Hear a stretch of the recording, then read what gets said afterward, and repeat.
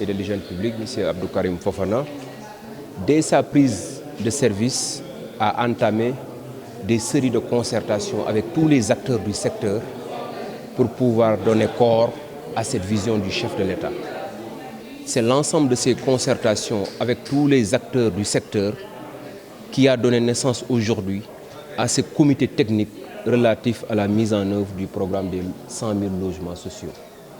Donc le comité s'est réuni aujourd'hui, s'est fixé un certain nombre d'objectifs pour pouvoir construire 20 000 logements par an, soit 100 000 logements pendant 5 ans.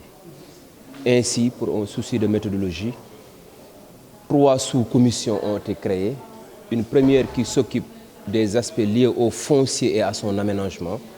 Comme vous le savez, l'élément central du logement, c'est d'abord la disponibilité du foncier, ainsi que son aménagement.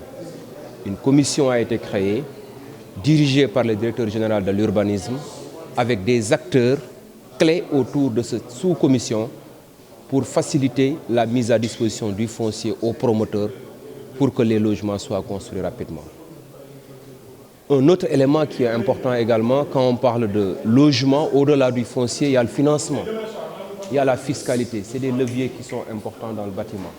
C'est pourquoi une deuxième commission a été mise en place qui est relative aux questions de la fiscalité et du financement. Et enfin, une troisième commission qu'on appelle innovation et technique de construction. Nous nous sommes rendus compte très rapidement que pour réaliser 100 000 logements en 5 ans, il faut qu'on change de méthode de construction. Donc il faut qu'on innove. Aujourd'hui, dans le bâtiment, la majorité du second œuvre est importée.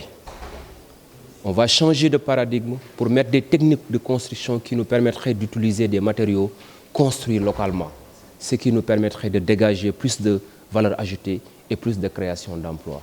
Globalement, le projet, le comité s'est structuré autour de ces 3 sous-commissions qui ont un délai de 3 semaines pour rendre les résultats de leurs travaux. Le programme vise les revenus formels, vise les revenus informels.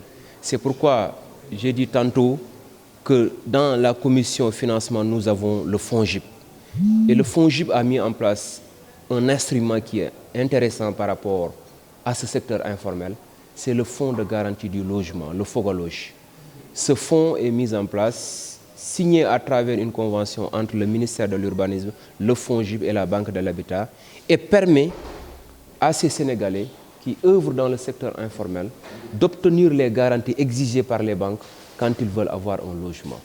Ceux qui sont dans le secteur informel, les fonctionnaires n'ont pas de problème de garantie auprès des banques.